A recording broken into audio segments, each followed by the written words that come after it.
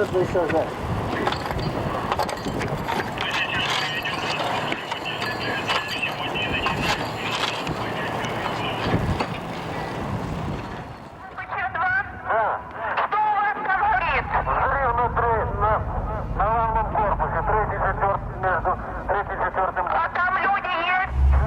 lie we tell incurs a debt to the truth.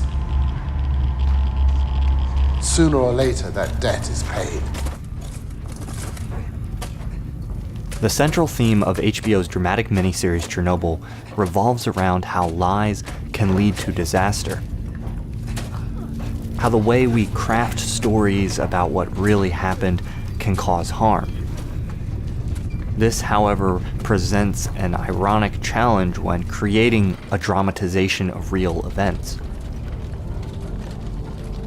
Dramatic narrative by its nature requires modification and simplification of what actually happened.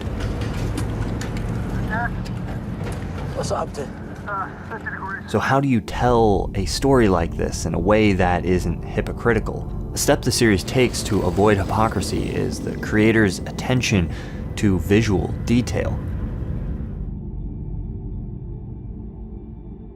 Small details about how things appeared may sometimes seem inconsequential, but the series has an outstanding dedication to portraying these details accurately, and I think it matters. Because of the nature of the working area, you will each have no more than 90 seconds. Some of it is in blocks weighing approximately 40 to 50 kilograms. They all must be thrown over the edge here. Watch your comrades, moving fast. From this opening, then turning to the left and entering the workspace here. Take care not to stumble. Do you understand your mission as I have described it? Yes. These are the most important 90 seconds of your lives. The documentary footage I'm showing as a comparison here was often used for reference in designing costumes, buildings, sets, etc. Most of what is changed about the story is shifting things on the timeline or condensing information or characters in a way that is necessary to tell the story in only 5 episodes. Above all, while on the roof, throw your debris over the rail. Do not look over the rail. Is that clear? Very well. On my mark, ready, go. Seeing the show and reality side by side makes it obvious how understated the show's approach to the story is. There would have been many opportunities to try to make events look and feel more dramatic, but it wasn't necessary, and I think it pays off.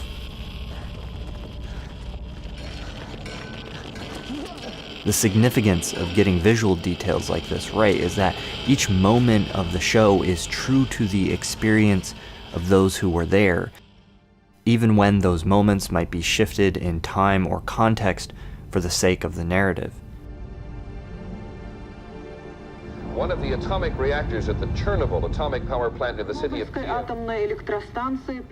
I was always aware that I was telling a story that meant an enormous amount to the people that lived through it.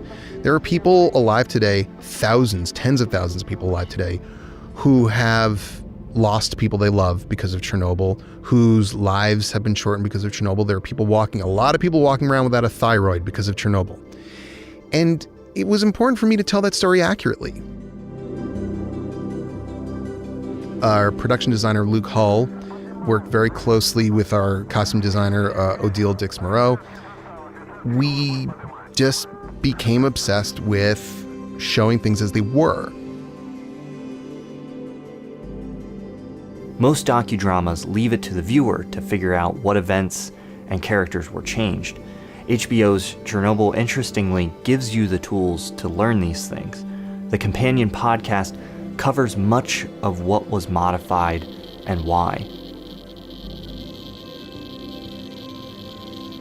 Of those many wonderful reasons to do this, the one that was most important to me from the jump was a chance to set the record straight about what we do that is very accurate to history, what we do that is a little bit sideways to it, and what we do to compress or change.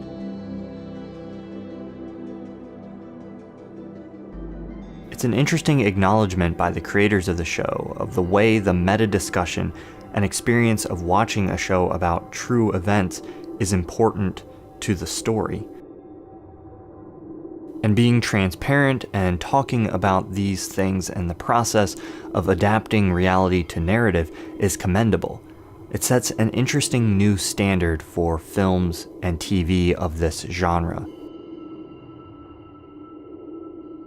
The real danger is that if we hear enough lies, then we no longer recognize the truth at all. What can we do then?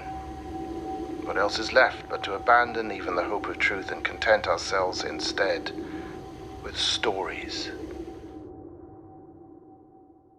A while ago, I made a video similar to this one, comparing the Oliver Stone movie Snowden to actual footage from the documentary Citizen 4. Right now on Mubi, you can watch Citizen 4, and it's a great documentary that I highly recommend. Go to Mubi.com/ThomasFlight to get access to a free trial of Mubi's excellent hand-curated library. They have 30 films at a time. Every day one is added and one is taken away. And I love that on the site you can see reviews from other users, reviews from critics, and Mubi's justification for why they chose this film. It's a great way to find new and interesting things to watch. Go watch Citizen 4 if you haven't for free when you sign up for your 30-day free trial at Mubi.com/ThomasFlight. That's Mubi.com/ThomasFlight. Thank you so much for watching. I hope you enjoyed this video. Special thank you to my patrons. Go to patreon.com/ThomasFlight to find out how you can get access to bonus videos, merch, a podcast, a Discord channel, and more.